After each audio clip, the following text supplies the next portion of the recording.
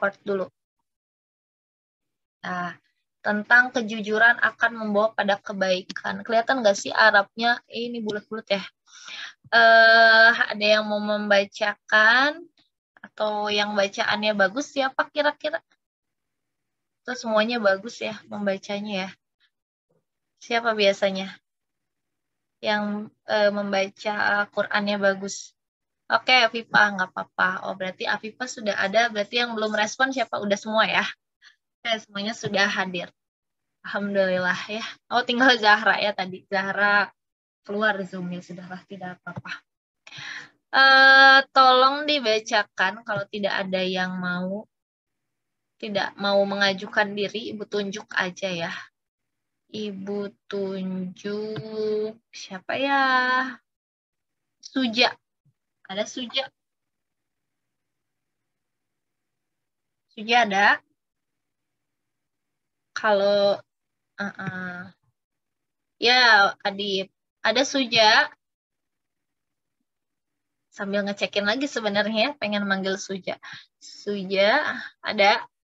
Kalau yang off cam mah kan nggak kelihatan ya. Suja ada nggak? Suja tinggal ngerespon. Kita ganti. Siapa ya? Oh iya, Hadian. Oke, siapa ya? Karena tadi mau manggil Hadian loh. Raffi aja deh, Raffi. Nah, ya udahlah ini aja. Tapi baca bahasa Indonesianya aja. Atau mau dengan Arabnya? Baca semuanya, Bu. Iya, baca semuanya. Bahasa Indonesianya aja, sok. Telah mengabarkan kepada kami Utsman bin Muhammad telah menceritakan kepada kami Jarir dari Idris al-Audi dari Abu Ishaq dari Abu al-Ahwash bahwa Abdullah memarfukan hadis kepada Nabi SAW. Beliau bersabda, sesungguhnya cerita yang paling buruk adalah cerita dusta, dan sebagian dusta itu tidak pantas dijadikan sesuatu yang serius dan canda. Seorang laki-laki tidak boleh berjanji kepada anaknya, kemudian ia tidak menunaikan janjinya itu. Sesungguhnya kebenaran itu membimbing kepada kebajikan, dan kebajikan itu membimbing ke surga. Sesungguhnya dusta itu menunjukkan kepada kedurhakaan, dan kedurhakaan itu membimbing ke neraka. Sesungguhnya akan dikatakan kepada orang yang jujur, ia jujur dan bajik. Dan akan dikatakan kepada orang yang berdusta, ia berdusta dan durhaka. Sesungguhnya seorang akan berlaku jujur hingga ia dicatat di sisi Allah sebagai orang yang sangat jujur, dan berlaku dusta hingga dicatat di sisi Allah sebagai pendusta. Beliau bersabda kepada kami, maukah aku beritahukan kepada kalian apa itu? Ibu coba scroll ke bawah, Bu. Nggak kelihatan yang di bawahnya. Oh, nggak kelihatan, bentar. Ini. Ya, makasih, Bu. Beliau bersabda kepada kami, maukah aku beritahukan kepada kalian apa itu al-adlu? Sesungguhnya al-adlu itu adalah mengadu domba yang akan menghancurkan antara manusia. Ya, terima kasih Raffi yang sudah membacakan Sa'ah hari ini. Oh, panjang ya ternyata. Ya, intinya mah tentang sekarang kan lagi bulan kejujuran ya. Kalau kata Pak Adit lagi bulan kejujuran. Kejujuran itu akan membawa pada kebaikan. Jadi temanya di pekan ini tuh kejujuran. Ya, betapa pentingnya ya jadi seseorang yang jujur. Dicatat sama Allah itu sebagai orang yang sangat jujur. Mudah-mudahan kita termasuk ke dalam golongannya ya. Oke, terima kasih ya Raffi sudah membacakan. Kita mulai aja pembelajaran hari ini. Jadi hari ini tuh lebih ke review-review aja, atau mungkin ada pertanyaan dulu nggak dari kalian yang pengen dibahas kira-kira tentang apa gitu? Ada nggak? Ada soal atau apa gitu yang ingin dibahas? Ya, Sofa nggak apa-apa. Ada yang mau dibahas nggak kira-kira yang kurang pahamnya yang mana yang perlu dibahas lagi? Coba. Atau bisa-bisa aja. Ada yang mau dibahas tentang apa kira-kira?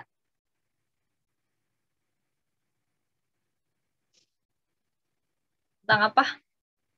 Halo, kedengeran? Ada yang mau berpendapat? Kira-kira kita mau bahas apa? Atau semuanya udah bisa, udah lancar, udah siap ulangan? Kira-kira apa? Kira-kira apa? Siapa ya ditanya? Kira-kira apa? Nindya, mungkin Nindya ada pertanyaan nggak, Nindya? Nggak tahu Ibu mau nanya mana. Nggak tahu. Ya mungkin ada yang pengen dibahas gitu, udah belum pahamnya bagian apa gitu. Atau Naufal yang selalu bersemangat ya, Naufal tuh salah satu yang selalu bersemangat gitu ya, terlihat. Gimana Naufal, kira-kira ada yang perlu dibahas nggak?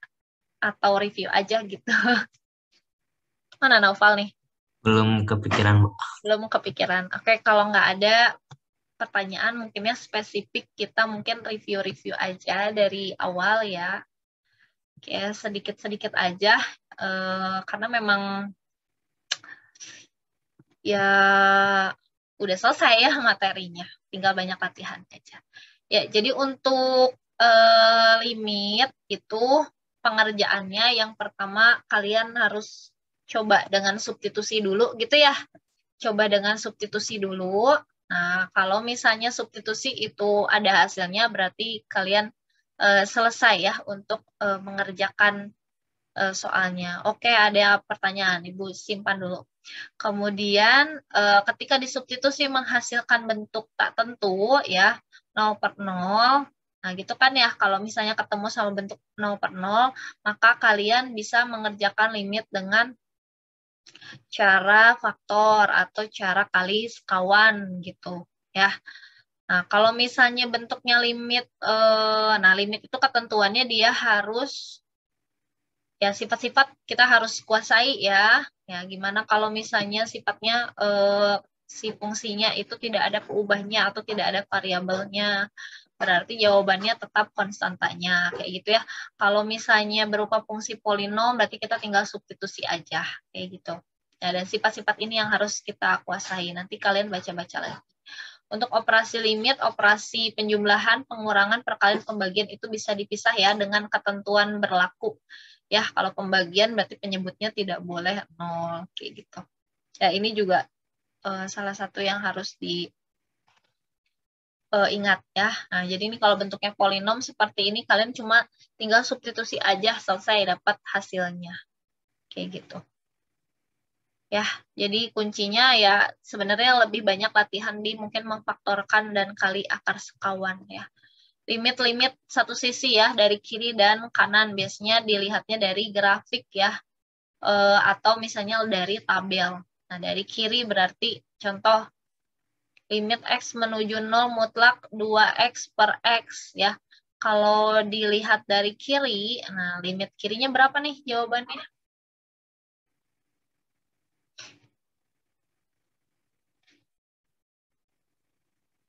Limit kirinya berapa nih kalau soalnya seperti ini?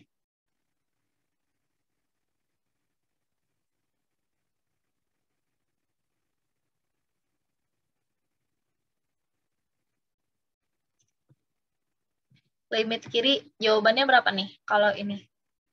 Kita tulis.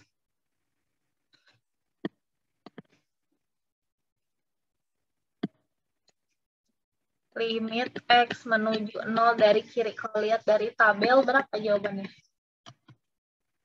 Minus 2. Minus 2 gitu ya. Itu minus 2. Kalau yang kanannya berapa? 2. 2. Nah, karena berbeda gitu ya ketentuannya, limit itu kan supaya ada nilainya kiri dan kanan harus sama. Ini karena beda jadi tidak ada. Kayak gitu ya, itu sedikit lah mengulang. Nah, tadi ada pertanyaan kita ke pertanyaan dulu ya. Soal yang nomor 13 di latihan mandiri. Latihan mandiri yang mana?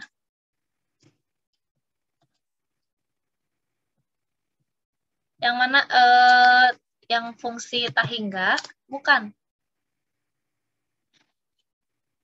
Yang mana? Alifa. Siapa Alifa? Siapa? Yang kemarin yang ini. Yang ini Alifa 13 ini. Yang ini. Bukan. Mana nih Alifa? Alifa yang ini bukan? Ya, Ibu. Ya, nomor 13 ya. Oke, kita ulangi lagi atuh ya. Ini Ibu hapus dulu. Biar nggak bingung. Oke, kalau ada lagi yang mau tanya boleh ya. Ini limit fungsi aljabar menuju tah hingga. Di awal materi kita belajar kalau ada bentuk umum limit X menuju tah hingga, gitu kan ya. Akar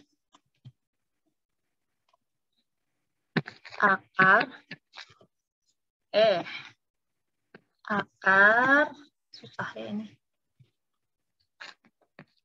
Kan ya, ada bentuk umumnya gini, AX kuadrat ditambah BX ditambah C dikurang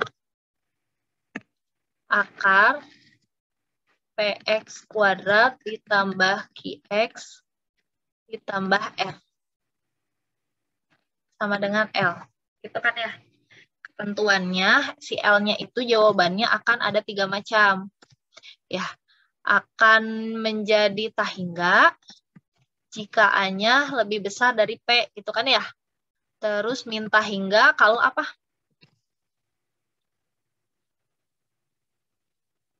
Kalau minta hingga ketika apa? Ada yang tahu? Kan kalau tah hingga ketika A-nya lebih besar dari P. Kalau jawabannya minta hingga ketika apa? A kurang dari P.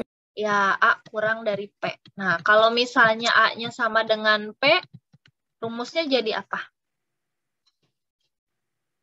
B dikurangi Q per 2 akar A. Ya, B dikurangi Q per 2 akar A. Nah, gitu kan. Nah, sedangkan yang ada di soal ini 8X min B-nya belum berbentuk akar. Kalau belum berbentuk akar, berarti ini ya harus kita modifikasi bentuknya supaya jadi ada bentuk akarnya, supaya menjadi bentuk umum seperti ini gitu. Sampai situ ngerti nggak? Ngerti? Ya, dimodifikasi bentuknya si 8X min B itu, gimana bentuk lainnya supaya dia jadi punya akar. Nah, kalau misalnya mau dijadikan akar, berarti si 8X min B ini harus dikuadratkan. Jadi limit X menuju tah hingga, gitu ya, akar 64X pangkat 2 ditambah AX ditambah 7 dikurangi akar. Nah, gitu ya.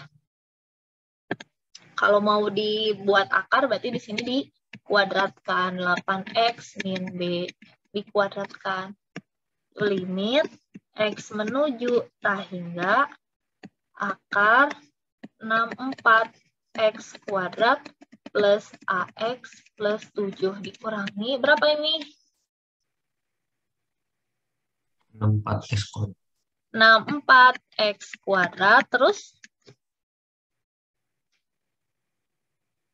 16B. Berapa lagi? 16BX. 16BX, ini tuh B ya, kayak huruf, kayak angka 6. 16BX negatif ya. Terus, apa lagi? Ujungnya. B. B kuadrat ya, ditambah B kuadrat. Sampai sini ngerti Alifa? Ngerti, Bu. Ya, ngerti. Kalau udah seperti ini kan udah sama nih ya. A-nya sudah sama dengan P-nya, A-nya 64. P-nya juga 64. Udah sama nih. Udah sama ya, 64. Ini juga 64. Nah, maka bisa kita gunakan rumus yang ini. B min Q per 2 akar A. Ya, B min Q per 2 akar A. Jadi berapa hasilnya? B-nya berapa? Coba dijawab. B-nya berapa? A, Bu.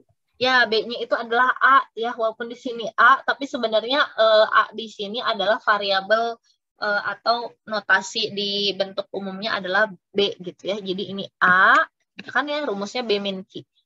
Min, Q-nya yang mana? Yang min 16. Min 16, berarti A min 16. Min 16 apa?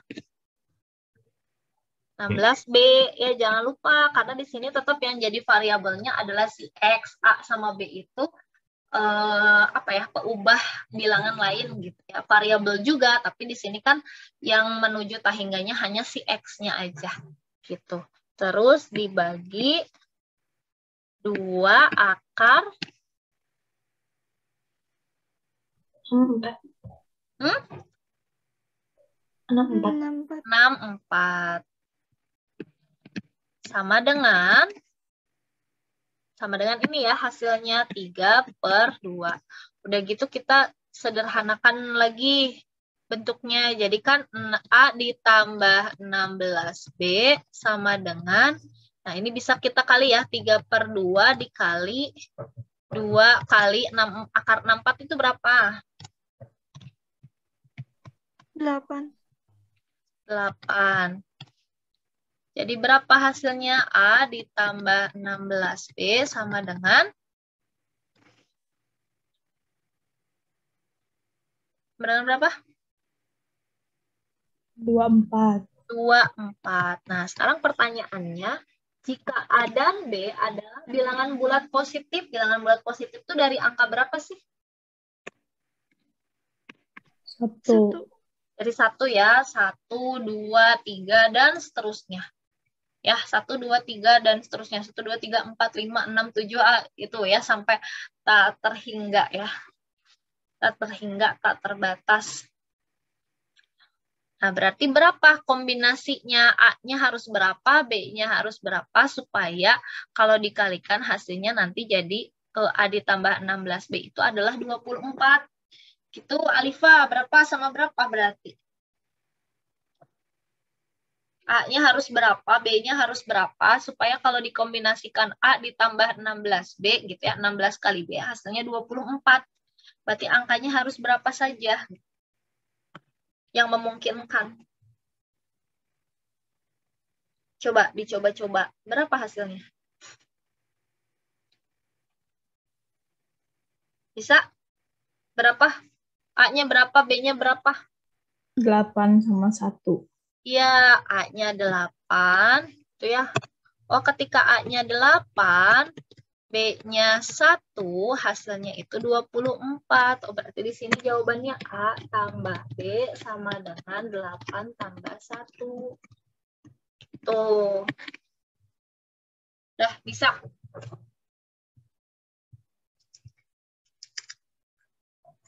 Ada lagi yang mau tanya? Udah jelas belum, Alifa?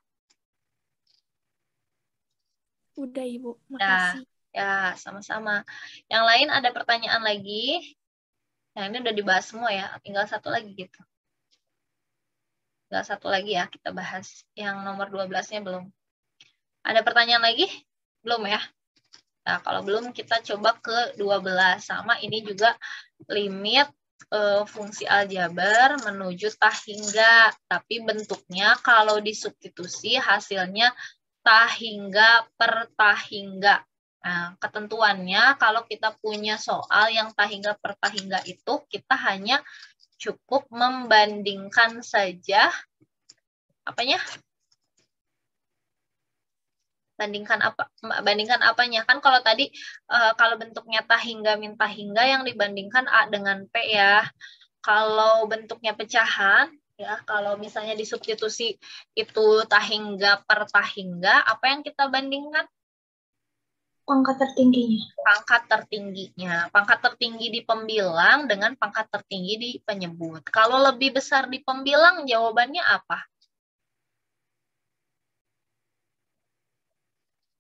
Kalau lebih besar di pembilang, lebih besar di atas ya. Pangkat tertingginya dibandingkan penyebut. Jawaban limitnya berapa? Apa? Kalau lebih besar di pembilang. Apa jawabannya? Ada yang ingat? Ingat si E-nya ya. Malu-malu aja bilang.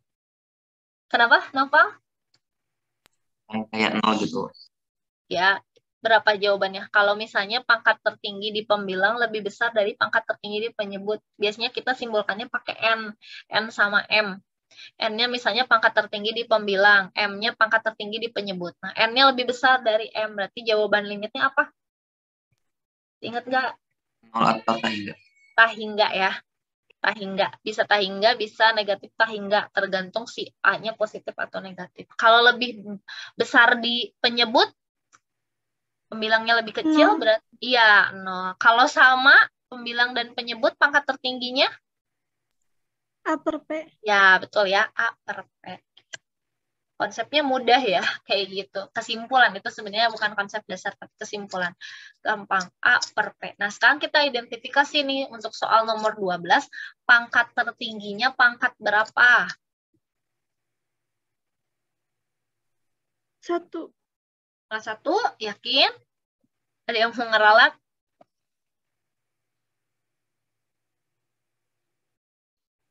Dua.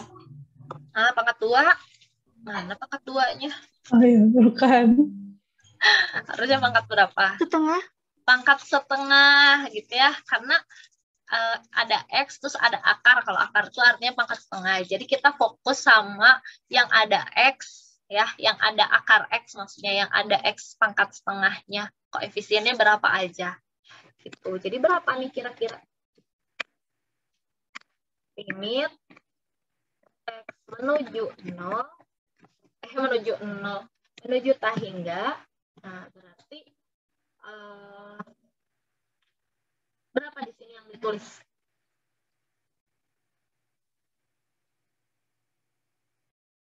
Yang ada akar X-nya aja. Berapa berarti? Coba. X min akar 2X. Nah, akar. Kita kan ambilnya yang depan-depannya aja. Bukan yang depan ya, tertingginya aja ya. Akar X plus 2 berarti kan yang terbesarnya akar X. Terus di sebelah kanannya, di sampingnya, Min yang akar lainnya min akar 2X. Tuh. Tuh. Terus penyebutnya? Akar 2X min akar X. Akar 2X min akar X. Nah, kalau udah seperti ini sebetulnya kita cukup menuliskan saja koefisiennya. Jadi si X-nya mah udah nggak perlu ikutan lagi ya. Akar X berarti kan koefisiennya sebetulnya akar 1 ya. Kemudian min akar 2X berarti kan di sini min akar 2 per akar 2 min akar 1. Nah, udah kelihatan sebenarnya ini hasilnya berapa coba? Berapa hasilnya? Atau misalnya ditulis begini juga boleh ya.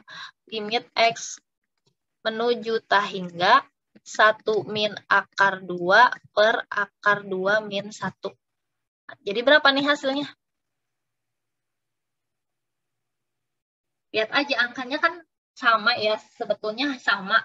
Cuman beda apa namanya? Beda operasinya ya. Beda operasinya. Negatif 2 akar 2 di pembilang, terus 2 akar 2 di penyebut. 1 di pembilang, negatif 1 di penyebut. Nah, itu kan sebetulnya kebalikannya ya, lawannya. Jadi kira-kira berapa nih jawabannya? Ada yang bisa? Atau ini bisa dimodifikasi, misalnya bentuknya jadi gini. Jadi sama dengan limit X menuju tahingga, misalnya saya mau nulisnya gini aja. Boleh. Min 1 plus akar 2. Gitu kan ya? Akar 2 ini kan sama. Ya, betul. Bisa ya. Nih dia kayak gitu. Jadi kalau udah kayak gini kelihatan nih. Jadi jawabannya berapa?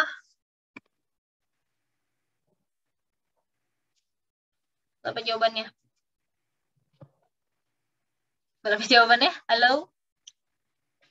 Ada yang bisa dicoret nggak? Ada yang bisa dicoret? Halo, ada yang bisa dicoret di nomor 12? Menurut kalian yang mana? Ayo dijawab. Jangan diam aja. Hah? Jawabannya berapa? Ini udah kelihatan nih. Berapa jawabannya? 2 sama 2. 2 sama 2. Enggak, yang dicoret ini ya. Segini yang dicoret. Nah, kenapa? Ini kan sama-sama akar 2 plus ya. Ini min 1, min 1. Ini kan sebenarnya sama, cuman penulisannya aja yang ditukar. Jadi jawabannya berapa? Min 1. Ya, min 1. Gitu. Ya, ini kan sebenarnya sama aja. Cuman penulisannya aja yang dibalik. Jadi negatif 1 dulu baru ditambah akar 2. Sama halnya kayak kita bilang 1 dikurangi 2. Itu akan sama dengan negatif 2 ditambah 1. Kayak gitu. Tukar ya, komutatif.